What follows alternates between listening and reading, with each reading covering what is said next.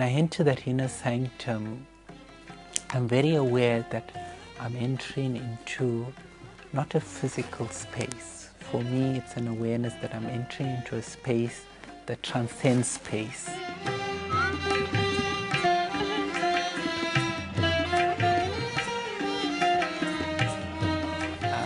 Shakti as a self-sufficient one who gives everything and yet is not bound to the Maya and the Prakriti and the creation that she herself manifests.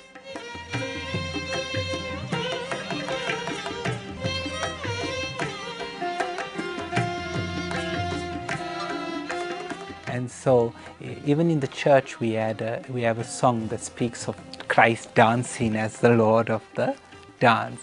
And I think quantum physics now even speaks of how the atoms move in a sort of rhythmic dance.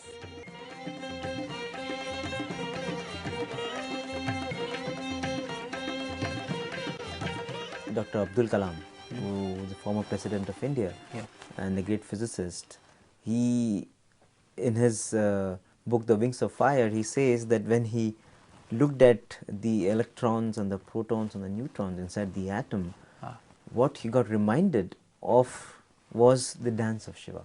Exactly. So I stand before Nataraja, and when I stand before Nataraja, it's like I'm looking at the cause of the whole of creation at that moment, and I just sit. Sometimes I just sit there silently, and just become aware of my own heartbeat.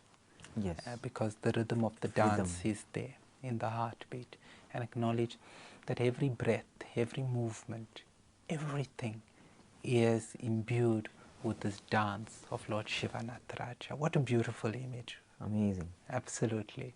And so, and just one more part of the image that I love is Lord Nataraja, is dancing on the door of Muyalakan, which is which symbolizes ignorance and stunted growth, because ignorance prevents us from growing. So he's stamping out our ignorance, but his one hand is pointing to his foot, and his other hand is raised in blessing, in Abhaya Mudra.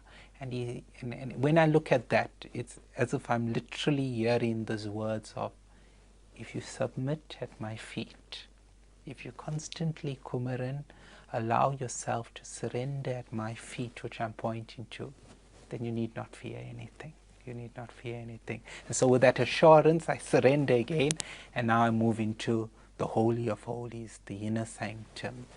And when I enter that inner sanctum, I'm very aware that I'm entering into not a physical space. For me, it's an awareness that I'm entering into a space that transcends space. I'm entering into a timeless dimension, and I'm about to encounter the center of the universe, that which everything revolves around. And there in the inner sanctum, in the dark inner sanctum, which symbolizes the mystery in which God is veiled, is the Shiva Lingam. Now, how I understand the Shiva Lingam is this, that pillar of fire that came, when it cools down, it forms the form of this black pillar. And so it symbolizes this central pole, kind of like the North Pole and South Pole around which the world revolves. The Shiva Lingam is that center. It is Shiva around which the entire cosmos revolves, you see. And so it is that place of birthing, it is that place of origin, it is the formless form of the Supreme, Many people also see it as the feminine and the masculine coming together, and that again is a beautiful symbol. We shouldn't approach it with base minds that think of just sex as such, because a lot of people have mocked the image, saying, oh, it's a symbol of a male and female organs of reproduction. No, it's a reminder beyond that God is Mother, Father, who gives birth to the universe, Shiva, Shakti. So it may also be seen as that. But for me, it is that point of origin. It is the source of everything. It's the thing around which everything revolves. And so even though we sometimes only can stand a few seconds because the crowds are so long, that one glimpse of the inner sanctum, the darshan of Lord Shiva, draws me inward to experience the inward pillar of fire, the Agni Lingam burning inside me. In fact, in all the episodes of Lingodbhavam that we have seen in Puttaparthi, whenever we talk about Lingam, what always comes to my mind is that spherical, elliptical object that Baba used to manifest from himself, and that used to be oval shaped. Right. And Baba used to say, just like this oval shape has no beginning and no end, Yeah. that is what divinity is, and that is what Yeah. it symbolizes. Yeah. And to me, to my mind, that's why the lingam is always oval shaped and without no beginning, no end, no. Swami says, liyate gamyate iti lingam, which means it has no beginning and it has no end. Yeah, but also the oval shape would represent an egg, you know. Yes. If you look at an egg, Yes. and so again, the source of origin, as life comes from the egg, Yes. so all life comes from that. So the Shiva Lingam, you know, has many meanings, and it's a mystery in itself, but it definitely is one of the oldest images of divinity that mankind was used to worshipping. You know, we find forms of it in many civilizations, this pillar-like forms that have been worshipped, and so there's a mystery around it, but as I was explaining, for me it symbolizes that center around which everything revolves. It's interesting you described about the Arunachala temple, and the first bhajan that Baba sang after he declared his avatarhood at the age of 14, Manasa Bhajari Gurucharanam, the bhajan has the penultimate line as Arunachala Shiva. He says Arunachala Okay. Shiva, Arunachala Shiva, Arunachala Shiva. For me, you know, in Chidambaram, Shiva is dancing with Mother Shakti as Sivagami standing beside him. But in Arunachala, he is still, Yes. you know, as the mountain of fire. And the story is that Ardhana Ishvara takes place there, that Shakti becomes one with Shiva at Arunachala. This is what the Puranas say, that she was doing tapas, and then she said to Shiva, I don't want to just come and sit with you on Kailash anymore, I want to be one with you.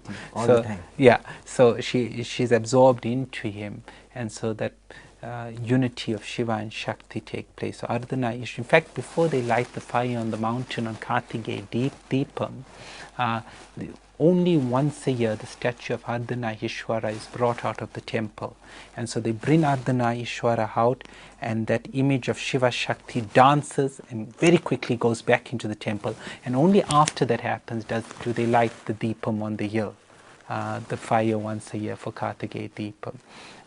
So for me, it's again this absorption back into God. It's this balancing of the dualities. Yes. It's the absolute stillness. It's the supreme. It's the supreme experience. One needs to experience the concept of Arunachala within to reach the height of God consciousness. Wonderful. Yeah. In fact, that also reminds me of what Baba once said of this meaning of the word Yeshu. Baba said, Ye means one, Right. and Su means divinity. Right. Right. Sachidananda and everything that is divine. Right. So what it means is Yeshu means just one divine. Just the oneness of divinity. That's a nice interpretation of it. Yeah. In the Hebrew scriptures, the word Yeshu means the one who saves, because it has Hebrew root, or it could be interpreted as I am the one who saves. So, and what is salvation? It's really bringing us back to that point of union with God. This is the mission that Jesus comes, with. If I may continue, when you come out of the the shrine of Lord Shiva in Arunachala, the next to it is the shrine of Mother Shakti. Yes. And if I may just speak about Mother Shakti Sure. for a while. So having experienced Shiva as the absolute, then we start to experience his power within us manifesting, which is Shakti, the Divine Mother. So, I mean, the process is very clear. The spiritual path is marked out in the deities. God comes and removes our obstacles as Ganesha. He gives us light on this path that he has cleared as Muruga. He draws us to experience him in his many forms, and then we experience the absolute represented in the Shiva Lingam of the inner sanctum. And then we feel his power in us, which is that power we call Shakti, the Divine Mother of the universe. And so it's natural after experiencing the Supreme to move into the Mother Shrine. And in Arunachala temple, Mother is called Unamulai Hamman. Unamulai meaning the one who has not suckled at the breast. And what that means is that even though she is the mother of the universe, she does not have an attachment to that which she has created. You know, a mother's attachment to a child is very often seen with the child suckling at the mother's breast. And it shows Shakti as a self-sufficient one who gives everything and yet is not bound to the Maya and the Prakriti and the creation that she herself manifests. She is in it, but she is beyond it. She gives birth to it, but she is beyond it. I also like to see it in another way, in the sense of the one who is the mother of the universe herself has not suckled at any breast. She feeds everything, but she herself has not fed on anything, because she is the ultimate source. So when you walk into the temple, you'll see many carvings of the Divine Mother. And it was really special for me to keep Navratri this year in Arunachala temple and to worship the Divine Mother in all her forms. One of the forms in the temple is the form of Mother as Durga, Mahishasura Madani, the one who destroys the demon Mahishasura. And I love that image of Mother because it's a very powerful image, you know. The imagery of Mother Kali? Yes, from that image of Durga, then the image of Mother Kali comes, you know. But Durga gives me a sense of, what have I got to fear if my mother is so powerful, you know? Why do I fear all these mundane things? Why do I have doubts about tomorrow? This is my mother, very powerful, very defensive, very protective. She will take care of me. And then there's that image of Mother Kali, you know, that at first sight looks very terrifying, but like Ramakrishna, I've come to love this image of Mother Kali because it's actually become an image of love for me, not an image of terror. Maybe we can look at just some of the symbolism of Mother Kali for a while, because I think especially people who come from the West and experience Hinduism for the first time, they see Kali and they're quite shocked at this image of one whose tongue is sticking out and whose hands are dripping with blood and many weapons, and she has severed hands tied around her as a skirt. She's naked and she's wearing this garland of skulls. You know, it's a very bloody, scary image almost. But when I look at Mother Kali, this is what I see. You see, those many skulls around her head is a reminder of how many times the mother needs to slay the false perceptions I have in this mind. That she has to constantly slay this ego to liberate me. She has constantly to slay all the thoughts that have created a false sense of identity that prevent me from acknowledging all those demons true within self. us. Yeah. So she has to slay this mind, you know. So when I look at those skulls around her, I say, oh, how gracious you are, Mother, how loving, because I can't overcome these thoughts myself. I can't overcome these false perceptions myself. So you come, Mother, you slay them, that I may awaken to true wisdom. You see, the hands that have been severed and put around as a skirt remind me of a verse in the Bible which says, "Not by power nor by might, but by my Spirit, says the Lord." In other words, not by human strength can liberation take place, only by the grace of God.